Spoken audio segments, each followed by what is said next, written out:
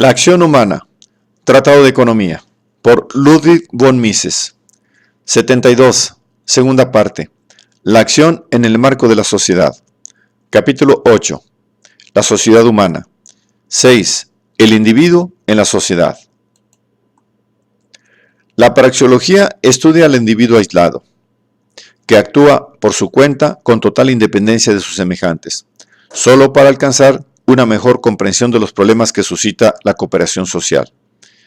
El economista no afirma que hayan existido alguna vez tales seres humanos solitarios y autárquicos, ni que la fase social de la historia humana fuera precedida de otra durante la cual los individuos vivieran independientes, vagando como animales en busca de alimento. La humanización biológica de los antepasados no humanos del hombre y la aparición de los primitivos lazos sociales constituyen un proceso único. El hombre aparece en el escenario del mundo como un ser social. El hombre aislado, insociable, no es más que una construcción arbitraria.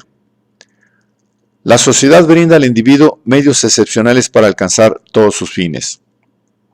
El mantenimiento de la sociedad constituye, pues, para el hombre, el presupuesto esencial de toda actuación que pretenda llevar a buen fin. El delincuente contumaz, que no quiere adaptar su conducta a las exigencias de la vida bajo un sistema social de cooperación, no está dispuesto, sin embargo, a renunciar a ninguna de las ventajas que la división del trabajo proporciona. No pretende deliberadamente destruir la sociedad. Lo que quiere es apropiarse de una porción de la riqueza conjuntamente producida mayor que la que el orden social le asigna. Se sentiría desgraciadísimo si se generalizara su conducta antisocial, provocándose el inevitable resultado de regresar a la indigencia primitiva. Es erróneo mantener que el hombre, al renunciar a las supuestas ventajas inherentes a un fabuloso estado de naturaleza y pasar a integrar la sociedad, se haya privado de ciertas ganancias y tenga justo título para exigir indemnización por aquello que perdió. Es totalmente inadmisible la idea según la cual todo el mundo estaría mejor viviendo en un estado asocial. La existencia misma de la sociedad, se dice, perjudica a la gente. Lo cierto es que solo gracias a la mayor productividad de la cooperación social ha sido posible que la especie humana se multiplique en número infinitamente mayor de lo que permitirían los medios de subsistencia producidos en épocas de una más rudimentaria división del trabajo. Todo el mundo goza de un nivel de vida mucho más elevado que el disfrutado por sus salvajes antepasados. El estado de naturaleza se caracteriza por la máxima inseguridad y pobreza. No pasa de ser una ensoñación romántica lamentar los felices días de la barbarie primigenia. En el estado salvaje, esos mismos que se quejan no habrían seguramente alcanzado la edad viril, y aún en tal caso no hubieran podido disfrutar de las ventajas y comodidades que la civilización les proporciona. Sir Jean-Jacques Rousseau y Friedrich Engels hubiesen vivido en aquel estado de naturaleza que describen con tan nostálgicos suspiros, no habrían dispuesto del ocio necesario para dedicarse a sus estudios y para escribir sus libros. Una de las grandes ventajas que el individuo disfruta gracias a la sociedad es la de poder vivir a pesar de hallarse enfermo o incapacitado físicamente. El animal doliente está condenado a muerte. Su debilidad enerva el esfuerzo necesario para buscar alimentos y para repeler las agresiones. Los salvajes sordos, miopes o lisiados perecen. En cambio, tales flaquezas y defectos no impiden al hombre adaptarse a la vida en sociedad. La mayoría de nuestros contemporáneos sufre deficiencias corporales que la biología considera patológicas. Muchos de estos lisiados, sin embargo, han contribuido decisivamente a hacer la civilización. La fuerza eliminadora de la selección natural se debilita bajo las condiciones sociales de vida. De ahí que haya quienes afirmen que la civilización tiende a menoscabar las virtudes raciales. Tales afirmaciones tienen sentido solo si se contempla a la humanidad como lo haría un ganadero que quisiera crear una raza de hombres dotados de específicas cualidades. La sociedad, sin embargo, no es ningún criadero de sementales para producir determinado tipo de individuos. No existe ninguna norma natural que permita apreciar qué es lo deseable y lo indeseable en la evolución biológica del hombre. Cualquier módulo que en este sentido se adopte por fuerza ha de ser arbitrario, puramente subjetivo. exponente tan solo de un juicio personal de valor. Los términos mejoramiento o degeneración racial carecen de sentido si no es relacionándolos con un determinado plan trazado para organizar toda la humanidad. Es cierto que la fisiología del hombre civilizado se halla adaptada para vivir en sociedad y no para ser cazador en las selvas vírgenes. El mito de la comunión mística. Mediante el mito de la comunión mística se pretende impugnar la teoría praxeológica de la sociedad. La sociedad, dicen los defensores de esa doctrina, no es el resultado de la acción humana deliberada. No supone ni cooperación ni distribución de cometidos. La sociedad brota de profundidades insondables como fruto del impulso innato de la propia esencia del hombre. Hay quienes opinan que la sociedad es fruto de aquel espíritu que es la realidad divina y una participación en el poder y en el amor de Dios por virtud de una unión mística. Para otros, la sociedad es un fenómeno biológico. Es el resultado que produce la voz de la sangre. Es el lazo que une los descendientes de comunes antepasados entre sí y con su común progenie. Es esa misteriosa armonía que surge entre el campesino y la gleba que trabaja.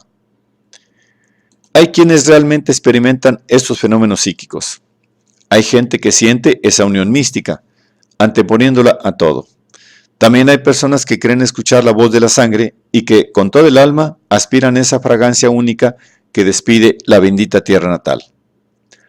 La experiencia mística y el rapto extático, indudablemente, son hechos que la psicología ha de estimar reales, al igual que cualquier otro fenómeno psíquico debidamente constatado. El error de las doctrinas que nos ocupan no estriba en el hecho de admitir semejantes fenómenos, sino en suponer que se trata de circunstancias originarias que surgen con independencia de toda consideración racional. La voz de la sangre que liga al Padre con el Hijo no era ciertamente escuchada por aquellos salvajes que desconocían la relación causal entre la cohabitación y la preñez. Hoy día, cuando este hecho es bien conocido, puede sentir la voz de la sangre el hombre que tiene plena confianza en la felicidad de su esposa. Pero si sobre esto último existe alguna duda, de nada sirve la voz de la sangre. Nadie se ha aventurado a afirmar que los problemas en torno a la investigación de la paternidad pueden resolverse recurriendo a la voz de la sangre. La madre que desde el parto veló sobre su hijo también podrá escucharla. Ahora bien, si pierde el contacto con el vástago en fecha temprana, más tarde solo será capaz de identificarle por señales corporales, como aquellas cicatrices lunares a los que tanto gustaban recurrir los novelistas. Pero la voz de la sangre, por desgracia, callará si tal observación y las conclusiones de ellas derivadas no le hacen hablar. Según los racistas alemanes, la voz de la sangre aúna misteriosamente a todos los miembros del pueblo alemán. La antropología, sin embargo, nos dice que la nación alemana es una mezcla de varias razas, subrazas y grupos. En modo alguno es una familia homogénea descendiente de una estirpe común. El eslavo recientemente germanizado, que no ha mucho cambió sus apellidos por otros de sonido más germánico, cree que está ligado por lazos comunes a todos los demás alemanes. No oye ninguna voz interior que le impulse a la unión con sus hermanos o primos que siguen siendo checos o polacos. La voz de la sangre no es un fenómeno primario e independiente, es fruto de consideraciones racionales. Precisamente porque el individuo se cree emparentado, a través de una común especie con otras gentes determinadas, experimenta hacia ellas esa atracción y sentimiento que poéticamente se denomina voz de la sangre. Lo mismo puede decirse del éxtasis religioso y del místico amor a la tierra vernácula. La unión mística del devoto creyente está condicionada por el conocimiento de las enseñanzas básicas de su religión. Solo quien sepa de la grandeza y gloria de Dios puede experimentar comunión directa con Él. La venerable atracción del terruño patrio depende de la previa articulación de una serie de ideas geopolíticas. Por eso, ocurre a veces que los habitantes del llano o de la costa incluyan en la imagen de aquella patria a la que aseguran estar fervientemente unidos y apegados regiones montañosas para ellos desconocidas y a cuyas condiciones no podrían adaptarse, solo porque esas zonas pertenecen al mismo cuerpo político del que son o desearían ser miembros. Análogamente, dejan a menudo de incluir en esa imagen patria, cuya voz pretenden oír, regiones vecinas a las propias de similar estructura geográfica cuando forman parte de una nación extranjera. Los miembros pertenecientes a una nación o rama lingüística o los grupos que dentro de ella se forman no están siempre unidos por sentimientos de amistad y buena voluntad. La historia de cualquier nación es un rico muestrario de antipatías y aún de odios mutuos entre los distintos sectores que la integran. En tal sentido, basta recordar a ingleses y escoceses, a yanquis y sudistas, a prusianos y bávaros. Fue ideológico el impulso que permitió superar dichos antagonismos, inspirando a todos los miembros de la nación o grupo lingüístico aquellos sentimientos de comunidad y de pertenencia que los actuales nacionalistas consideran fenómeno natural y originario. La mutua atracción sexual del macho y la hembra es inherente a la naturaleza animal del hombre y para nada depende de teorías ni razonamientos. Se la puede calificar de originaria, vegetativa, instintiva o misteriosa. No hay inconveniente en afirmar metafóricamente que de dos seres hace uno. Podemos considerarla como una comunidad, como una unión mística de dos cuerpos. Sin embargo, ni la cohabitación, ni cuando la precede o la sigue, genera ni cooperación social ni ningún sistema de vida social. También los animales se unen al aparearse y sin embargo no han desarrollado relaciones sociales. La vida familiar no es meramente un producto de la convivencia sexual. No es, en modo alguno, ni natural ni necesario que los padres y los hijos convivan como lo hacen en el marco familiar. La relación sexual no desemboca necesariamente en un orden familiar. La familia humana es fruto del pensar, del planear y del actuar. Es esto, precisamente, lo que la distingue de aquellas asociaciones zoológicas que, per analogiam, denominamos familias animales.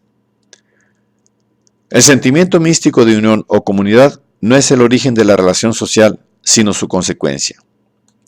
El reverso de la fábula de la unión mística es el mito de la natural y originaria repulsa entre razas y naciones. Se ha dicho que el instinto enseña al hombre a distinguir entre congéneres y extraños, y a aborrecer a estos últimos. Los descendientes de las razas nobles, dícese, repugnan todo contacto con los miembros de razas inferiores. Para refutar esta afirmación, basta pensar en el hecho de la mezcla de razas. Siendo un hecho indudable que en la Europa actual no hay ninguna raza pura, debemos concluir que entre los miembros de las diversas estirpes originarias que poblaron el continente no hubo repulsa sino atracción sexual. Millones de mulatos y mestizos son una refutación viviente de la afirmación que sostiene la natural repulsa entre distintas razas. El odio racial, al igual que el sentimiento místico de comunidad, no es un fenómeno natural innato en el hombre. Es fruto de ideologías, pero es que, aun cuando tal supuesto se diera, aunque fuera cierto ese natural e innato odio interracial, no por ello dejaría de ser útil la cooperación social ni quedaría invalidada la teoría de la asociación de Ricardo. La cooperación social no tiene nada que ver con el afecto personal ni con el mandamiento que ordena amarnos los unos a los otros. La gente no coopera bajo la división del trabajo porque deban amarse unos a otros. Cooperan porque de esta suerte atienden mejor los propios intereses. Lo que originariamente impulsó al hombre a acomodar su conducta a las exigencias de la vida en sociedad, a respetar los derechos y las libertades de sus semejantes y a reemplazar la enemistad y el conflicto por la colaboración pacífica, no fue el amor ni la caridad ni cualquier otro sentimiento de simpatía, sino el propio egoísmo bien entendido.